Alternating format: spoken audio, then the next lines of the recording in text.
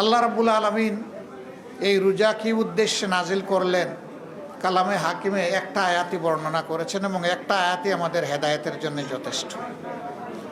আল্লাহ তাআলা বর্ণনা করছেন, ও ঈমানদারগণ, আমি তোমাদের জন্য এই রোজা ফরজ করলাম, অবধারিত করে দিলাম, লিখে দিলাম, যেমন তোমাদের পূর্ববর্তীদের উপরে করেছিলাম।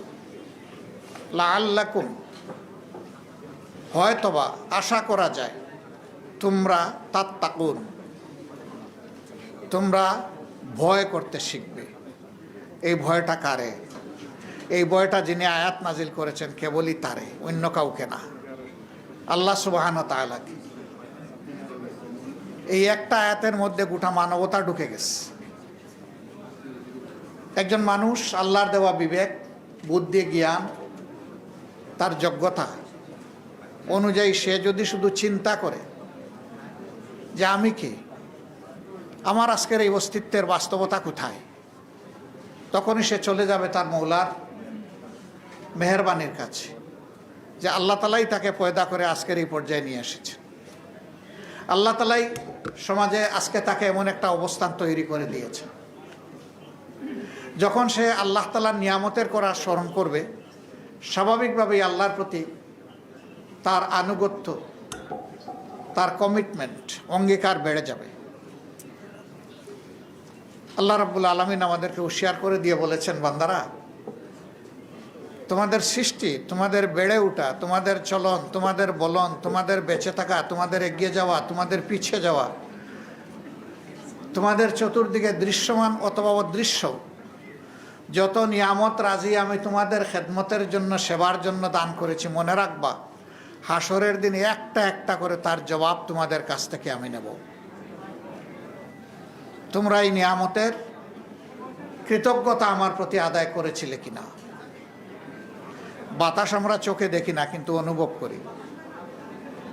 একটা বদ্ধ ঘরে সব দিক থেকে এয়ার টাইট করে যদি কাউকে রেখে দেওয়া হয়, কিছু সময় ঘরের ভিতরে যে অক্সিজেন আছে এইটা সে টেনে মোটামুটি স্বস্তির সাথে বেঁচে থাকবে, কিন্তু একটা সময় পরেই তার সাফোকেশন শুরু হয়ে যাবে, শ্বাসরুদ্ধ একটা অবস্থা সে অনুভব করবে। তখন সে একটা ছিদ্র হলেও ওইটা দিয়ে শ্বাস টেনে বাঁচার চেষ্টা করবে। কিন্তু আমরা যখন মুক্ত আকাশের নিচে থাকি, মুক্ত পরিবেশে থাকি, তখন আল্লাহর দেওয়া এই শ্বাসের, এই অক্সিজেনের, এই বাতাসের কোনো মূল্য মর্যাদা আমরা বুঝতে পারি না। করোনা এসেছিল 19 সালে, এরপরে আবার এসেছে 21 সালে, 2 দফা গোটা বিশ্বকে চুবিয়েছে, আমাদেরকেও চুবিয়েছে। অক্সিজেন কি জিনিস তখন বোঝা গেছে। বহু হসপিটালে রোগীদের এত রাশ ছিল, ভিড় ছিল, যে সেখানে ঠাই নাই অবস্থা। মানুষগুলো অসহায়, যাবে কোথায়?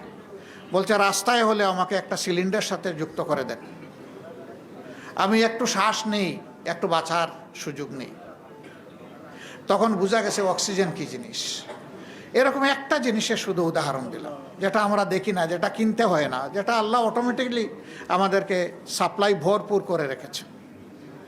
এই সূর্যের আলো, আকাশের বৃষ্টি, আকাশের স্বাদ, মাটির বিছানা, মাটির বিছানায় অসংখ্য সম্পদ রাজি আল্লাহ তাআলা আমাদের জন্য তৈরি করে দিয়েছেন। আল্লাহ বলছেন, আমি এই সবগুলার হিসাব নেব। যিনি সবগুলার হিসাব নেবেন, হিসাব দেওয়ার ভয় যাদের অন্তরে থাকবে, অবশ্যই আল্লাহ তাআলাকে তারা ভয় করবে। এই যারা ভয় করবে তাদের হাতে মানুষ তো অবশ্যই, আল্লাহর সমস্ত সৃষ্টি নিরাপদ। আল্লাহর হাবিব বলেছেন, একটা পিঁপড়াকে অপ্রয়োজনে তার গায়ে হাত দিবে না, তাকে খুন করবা না, হত্যা করবা না, পায়ের তলে দলন পীড়ন করবা না। কারণ ওই পিঁপড়ার জীবন তুমি দিতে পারবা না, জীবন তুমি নিতেও পারবা না। যেহেতু তুমি জীবন দিতে পারবা না, জীবন নেওয়ার অধিকার তোমার নাই। একটা মানুষ বিভিন্ন জ্বালা যন্ত্রণা, তার হতাশার থেকে অনেক সময় সে আত্মহত্যার সিদ্ধান্ত নেয়। পৃথিবীর 2-1টা দেশ তার নাগরিকদেরকে একটা বিশেষ কন্ডিশনের আওতায় আত্মহত্যার অধিকার দিয়েছে, কিন্তু আল্লাহ তাআলা কাউকে দেননি। যিনি নিজের জীবন শেষ করে দিবেন তার জীবনের স্রষ্টা তিনি নন, তারও জীবনের স্রষ্টা আল্লাহ রাব্বুল আলামিন। এই জন্য এই যে আল্লাহর এখতিয়ার ধরে লোকটা টান দিল, সারা জিন্দেগি 5 ওয়াক্ত নামাজি, রোজাদার, সাদকা দানকারী, আল্লাহর পথে চলনকারী, সেও যদি এই কাজ করে, তাকে আল্লাহ বলছেন তোমাকে জাহান্নামে যেতে হবে, কারণ তুমি আমার এখতিয়ার নিয়ে টান দিয়েছ, আমার অধিকার নিয়ে টান দিয়েছ। সুতরাং মানুষ যখন চিন্তা করবে যে প্রত্যেকটি এখতিয়ার মূলত আল্লাহ তাআলার মুষ্টিবদ্ধ, ইন্নাহু আলা কুল্লি শাইইন কাদির, কুদরত, ক্ষমতা, এখতিয়ার সব কিছু একমাত্র আল্লাহ তাআলার মুষ্টিবদ্ধ। এ যখন মানুষ চিন্তা করবে যে at the day of final judgment, শেষ বিচারের দিনে আল্লাহ তাআলার মুখোমুখি আমাকে হতেই হবে, ইয়াউমুল কিয়ামা, কিয়ামা মানে দাঁড়িয়ে যাওয়া, সেদিন আল্লাহর সামনে আমাকে দাঁড়াতে হবে, তখন এই মানুষের দ্বারা কোনো মানুষের হক নষ্ট হতে পারে না, ইজ্জত লুণ্ঠিত হতে পারে না, জীবনের উপরে আঘাত আসতে পারে না। অতএব আল্লাহ তাআলা চান যে মানুষ যেন কেবলই তাকে ভয় করে, আর আল্লাহ যেভাবে তার বিধানে বলে দিয়েছেন সেইভাবে যার সম্মান পাওনা তাকে সম্মান করবে, যার ভালোবাসা পাওনা তাকে ভালোবাসবে। আজকে আমি এমন সব ভাগ্যবান মানুষদের প্রতিনিধিদের সামনে আছি যাদের সম্পর্কে আল্লাহ রসুল বলেছেন, সমাজের বিত্তশালী লোকদের চাইতে গরিব লোকেরা, দিন আনে দিন খায় লোকেরা, রক্ত পানি করে ঘাম জড়ানো লোকেরা, ওই সম্পদশালী লোক ইমানদার হওয়া সত্ত্বেও তার 500 বছর আগে এই লোকগুলা আল্লাহর জান্নাতে প্রবেশ করবে। বিশাল সৌভাগ্যের ব্যাপার। আমি সব সময় বলি, সমাজে চলতে গিয়ে 2 শ্রেণীর মানুষের সাথে যখন মিশার সুযোগ পাই, সানন্দে আল্লাহ তাআলার শুকরিয়া আদায় করি। এক শ্রেণী হচ্ছে শিশু, তারা নিষ্পাপ, ওদের সাথে হাত মিলালে মনে হয় যেন গুনাহ ঝরছে। আরেক শ্রেণীর মানুষ যারা ঘাম জড়িয়ে হালাল রুজি করে, তারা। আমিও দেখেছি আমার অনেক বন্ধু বান্ধব যাদের সাথে সমাজে চলেছি, তারা কোনো শ্রমিক বন্ধুর সাথে হাত মিলাইলে পরে আবার রুমাল দিয়ে এটা মুছে নেয়, ওই ঘামের গন্ধ যেন তার হাতে লেগে না থাকে। আমার ফিলিংস অন্যরকম। আমি কোথাও গিয়ে যদি কোনো শ্রমিকদের পাই, 2-4 জন হলেও একটু ঝাপটে ধরার চেষ্টা করি। আমি তাদের সাথে চেষ্টা করি একটু বুকটা মোয়ানাকা করার, মেলানোর। আমি প্রত্যাশা করি তার 1 ফোঁটা ঘাম হলেও যেন আমার গায়ে লাগে, কারণ ওই ঘামটা হলো হালাল রুজির ঘাম। আমার কাছে ওইটা ঘামের দুর্গন্ধ নয়, আমার কাছে এটা আতরের সুগন্ধ। আজকে আমাদের সমাজে মালিক শ্রমিক সংঘাত বিভিন্ন জায়গায় আমরা দেখি, এটা হওয়া উচিত নয়। মালিক পক্ষ উদ্যোগ নিয়েছে বলেই আমার কর্মসংস্থান তৈরি হয়েছে, আবার আমি আছি বলেই মালিক পক্ষের কলকারখানার চাকা ঘুরে। সুতরাং একজন আরেকজনের আমরা সম্পূরক, পরিপূরক। আমরা কলিশনে যেতে পারি না, আমরা কোঅর্ডিনেশনে যেতে পারি। আমি মালিক পক্ষকে যখন একা পাই তখন বলি যে মেহরবানি করে আপনার এখানে নারী পুরুষ যারা কাজ করে তাদেরকে নিজের সন্তানের মতো দেখুন। সন্তানের মতো দেখলে একটু আদর, একটু ভালোবাসা থাকবে। একটু ভুল করলে এটা ইগনোর করতে পারবেন। কিন্তু আপনি যদি শ্রমিকের মতো দেখেন, তাইলে সামান্য ভুল ত্রুটি বিচ্যুতিও আপনি ক্ষমা করতে চাইবেন না, তখন আপনি কঠোর হবেন। আপনি যখন কঠোর হবেন, আপনার সহকর্মী তখন মনে মনে ভাববে আমার সর্বসত্তা যোগ্যতা উজাড় করে আমি দিয়েই যাচ্ছি, কিন্তু মানুষ হিসাবে তার কাছে তো আমার কোনো মূল্যায়ন নাই, আমার জন্য শ্রদ্ধা ভালোবাসার একটু জায়গা নেই।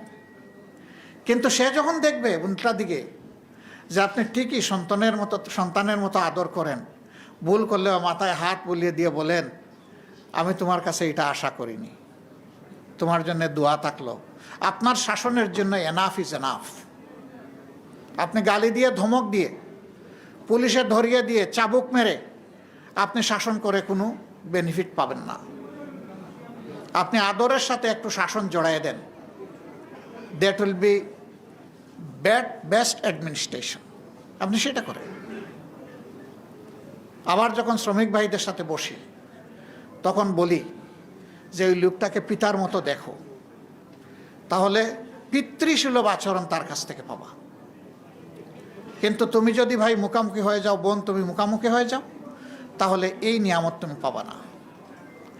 আর তোমাকে যে স্থাপনা তোমার হাতে এস্টাবলিশমেন্ট তুলে দেওয়া হয়েছে, তার ক্যাপিটাল মেশিনারি সহ, এই সবগুলাকে তোমার সন্তানের মতো তুমি দেখো, তাহলে এগুলার যত্ন নেওয়া, রক্ষণাবেক্ষণ করা, তার বেস্ট ইউটিলাইজেশন করা তোমার পক্ষে সম্ভব। যদি এই কারখানা বেঁচে থাকে তুমি বেঁচে থাকবা, যদি এই গাড়িটা যানবাহন বেঁচে থাকবে তুমি বেঁচে থাকবা। এরকম সমাজের যত স্তরে শ্রম বিনিয়োগের জায়গা আছে, সব জায়গায় যদি আমরা এই সৌভাতৃত্বের সম্পর্কটা গড়ে তুলতে পারি, আমাদের সমাজটা একটা মানবিক সমাজে পরিণত হবে। আমাদের ডাইনামিক্স, আমাদের শক্তি, আমাদের উৎপাদন ক্ষমতা অনেক বেড়ে যাবে। কিন্তু যখন একজন শ্রমিক দেখে না আমার কাজের মূল্যায়ন হয় আমার শ্রমগণ্ঠা দিয়ে, আমার ওয়ার্ক ডেলিভারি দিয়ে, তখন সেও গড়ির দিকে তাকাইতে থাকে কখন আমার সময়টা শেষ হবে। এখানে বাড়তি কিছু থাকে না। সন্তান এবং পিতার সম্পর্ক যদি থাকে, কাজ শেষ হয়ে গেল গিয়ে জিজ্ঞেস করবে আমার কি আর কিছু করার সুযোগ আছে? হয়তো সুযোগ নাই, তিনি স্নেহভরে একটা হাসি দিয়ে বলবেন আলহামদুলিল্লাহ যথেষ্ট হয়েছে, এখন বিশ্রামে যাও, আগামীকালকে ইনশাল্লাহ আবার দেখা হবে। এই পরিবেশটা আমরা চাইলেই সৃষ্টি করতে পারি। কিন্তু মাঝখানে কিছু লোক আছে তারা এটা চায় না। তারা চায় এই দুই পক্ষের মধ্যে একটা সংঘাত লাগাই রাখতে, একটা প্রতিহিংসার ভাব তৈরি করে রাখতে। এতে তাদের বেনিফিট, তারা তখন বার্গেনিং করার সুযোগ পায়। বার্গেনিং শ্রমিকদেরকে, কর্মচারীদেরকে বেনিফিট দেওয়ার জন্য নয়, বার্গেনিং তাদেরকে বিক্রি করে নিজের বেনিফিট আদায় করার জন্য।